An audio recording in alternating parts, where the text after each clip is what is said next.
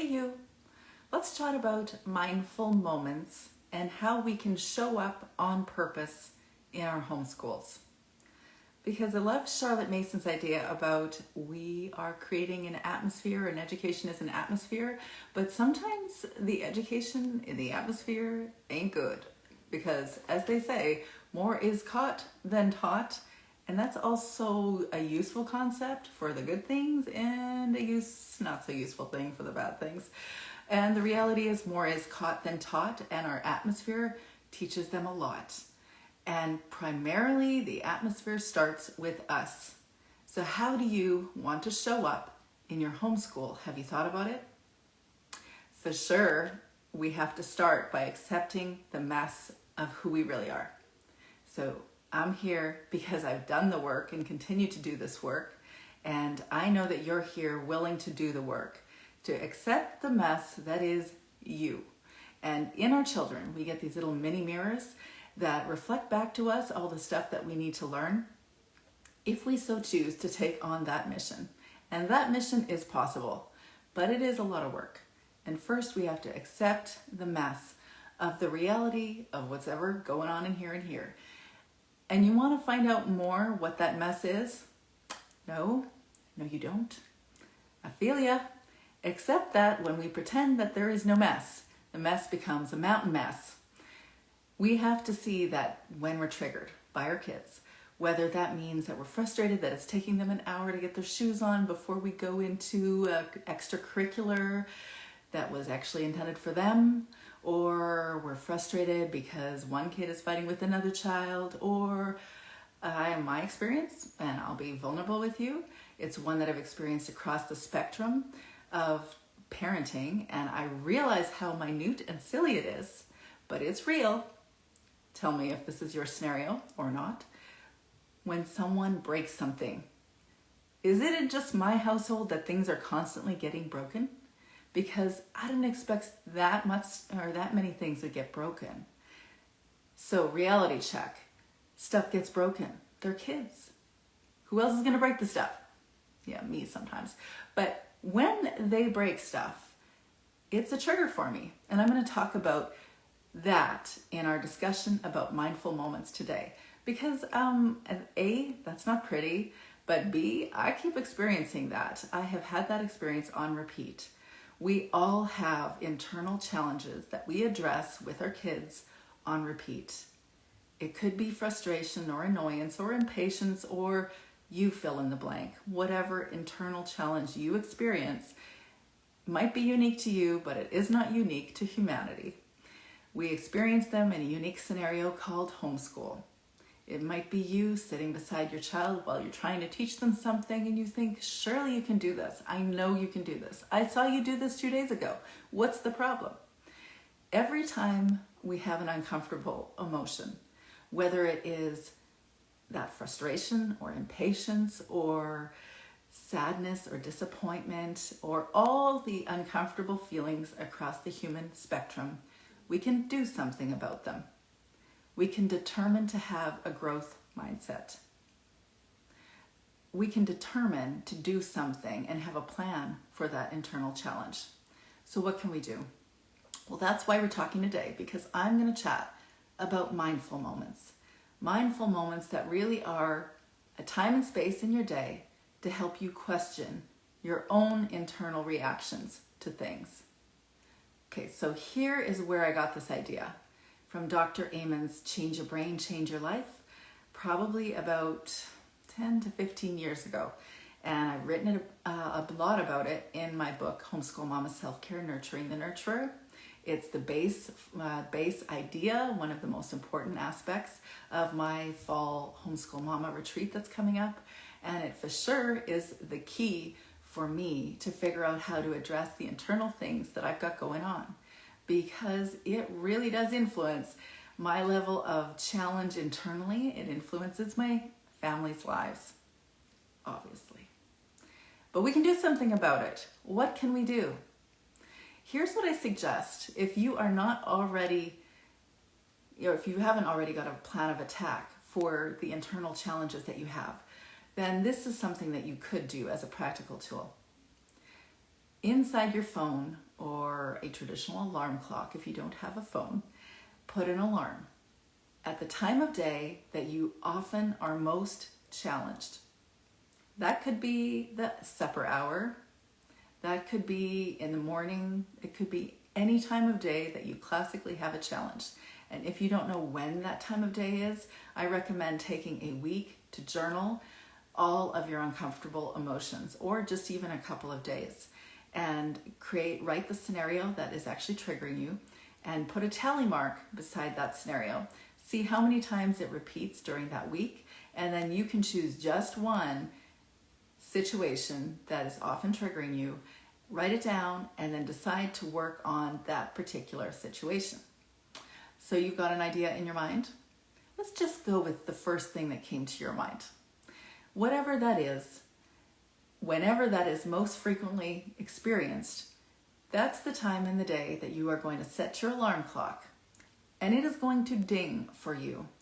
You are not going to remember this. If I tell you to create a mindful moment in your day, you may not remember to do that, because when we are in our most triggered space, the amygdala in our brain goes off like an alarm. Bing, bing, bing, bing. Something's wrong. Something's bad. Something's unsafe.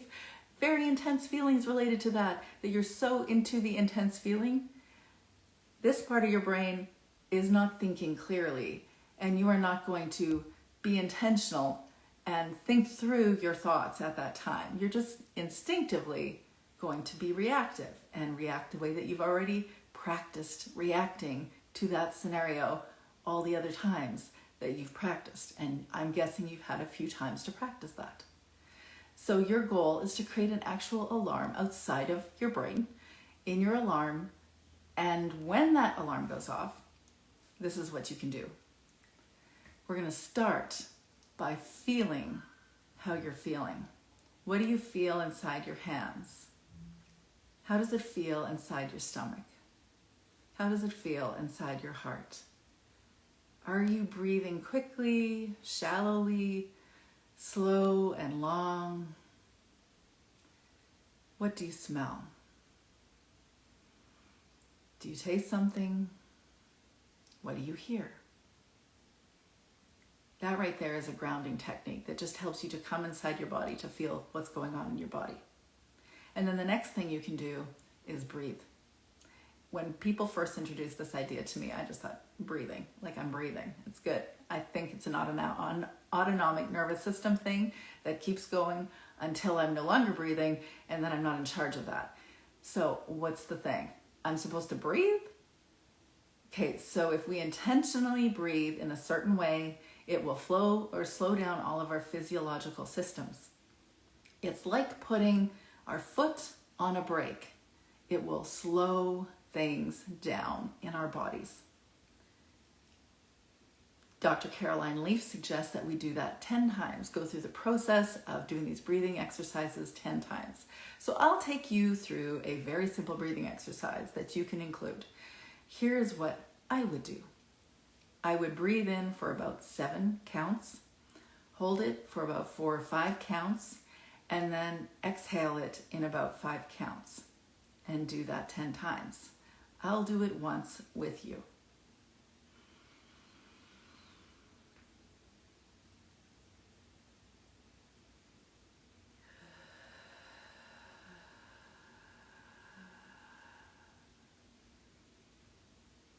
Now, if you tried that alongside me, you'll know that it actually is very calming. It's very relaxing, and it forces your body to slow down. So that's the second tool, is to do breath work. The third thing that you can do at this mindful moment is to ask yourself how you're feeling. It's so easy for us as moms to just keep doing that we're not always paying attention to what we're feeling. And sometimes we really need to be in touch with how we're feeling, because we need to figure out what's going on in here. You got to feel the feels if you want to heal, Dr. Edith Eger of The Choice declared. She was a 16-year-old Holocaust survivor who grew up to become a psychologist.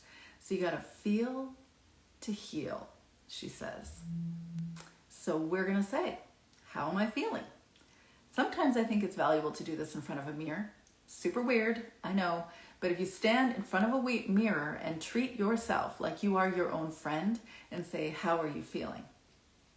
You may be a little bit more natural in responding. It might look weird to your kids to watch you do that, but you actually might be able to identify it more if you are seeing your own face. So look at yourself in the mirror and ask yourself, how am I feeling? If you are not practiced with identifying your emotions, this will be a challenge in the beginning. There's a reason there's a whole bunch of emojis, so you can access your phone again and check out the emoji list. And if you must, just identify one of those emojis as your feeling. You could write down your feeling, or you could just say, I'm feeling this. If this is a moment of trigger or frustration, then you can ask yourself, what is the thought behind my feeling? There's always a thought attached to feelings. We create narratives or stories in our head that actually compel us to feel more or to think more about something in a certain way. Okay, let me give you an example. So my child has broken something and I'm feeling, you don't care about me. You don't care about my stuff. Why are you letting stuff get broken? That's my first thought. Okay, how am I feeling? Frustrated, disappointed, sad? Okay, what's the thought behind those feelings? Well, as I've identified, my child doesn't care about me because they let something get broken again. Okay, is it true? That's your first question. You need to ask yourself about your thought. Is your thought true? Well, obviously it's true, or why would I be thinking it? Well, it turns out there's a lot of reasons why we think our thoughts. And if you have a partner or a best friend or a close friend, you'll learn that how you experience a certain scenario is not the same as how they experience that scenario. That's because we have essentially been trained to think about different things differently. Some of that is how our culture frames things. Some of that is how our family culture frames things. Some of that is just how we naturally receive the world or experience the world. But we are rather practiced in how we think about different scenarios and what our thoughts are behind those feelings. Getting to know you and learning why you think what you think really is useful for you to unleash that feeling. I can't really understand why that is, but there is something very universally understood that when we go into ourselves and feel our feelings, question our thoughts, that we can actually get to the bottom of our thoughts and either reframe the thought and say, okay, there is more than one way of thinking about this scenario, or we can actually get a different perspective, or we can reframe it. There's different ways of saying that, but there's different ways of thinking about that scenario. So first we have to identify the feeling. Then we have to ask ourselves, what is the thought? And is the thought true? If we know that there's a possible other perspective on that thought, then we would be wise to choose the thought or the perspective that actually will serve and benefit you, your kids, or the scenario. Does it benefit me, my kids, or my homeschool if I tell myself that a child broke a dish, therefore they don't love me? No, not really. I can accept or alter my perspective and say, some kids drop stuff. It's a thing. Kids are childish. It's what happens. And maybe another way of approaching it is not to buy nice stuff and just buy stuff from the secondhand store until about 2030 or so. So there's always ways to reframe or alter our perspectives on whatever the thoughts are behind our uncomfortable feelings. These questions really help us to reframe our thoughts, which, as you can imagine, when you turn it in the other direction, starts to influence how we feel about different scenarios. Then we start to feel more patient or more understanding about our kids, understand where they're at, and be less reactive and more intentional in how we show up. These mindful moments have been useful to me, and as you can imagine, every aspect of life. And as I said in the beginning, there is always going to be the mess of this and you and everyone in this world. And when we accept the mess, we are more likely to address the mess instead of create a mountain of mess. Accepting that we're in a growth mindset, that we are always in the process of growth. It is part of why we're here, and we will always need to do it. And as homeschool moms, we always have yet another opportunity to learn it. So if you want a reminder of the tools that I just shared with you, you can find the PDF in a free downloadable PDF in the link in my bio on Instagram. It's called the Thought Care Reminder. I also share more about this in the 12-day self-care challenge that you can access free as well in the link in my bio. It's Christmas themed because it was popular last Christmas, and I always think that to whenever we start homeschool, because it feels more like a new year to me at the beginning of the homeschool year than January. So this 12-day self-care challenge is really like you getting a Christmas stocking under your tree before your homeschool year begins. A bunch of self-care strategies that will arrive in your mailbox each day for 12 days and will be practical tools that you can use, just like this one. I'd love to hear what your actual challenges are and how you address them. So put a comment in the link or in the comment section down below. And last thing I want to share is that we are going to explore how popular authors like Brené Brown can influence our homeschool. In the Homeschool Mama Book Club, you'll also find the link in my bio there and sign up for the very first Homeschool Mama Book Club. I would be delighted to get to know you more in that book club. And as a last thought, I want to share with you Van Gogh's quote that I think is so perfect for us homeschool mamas.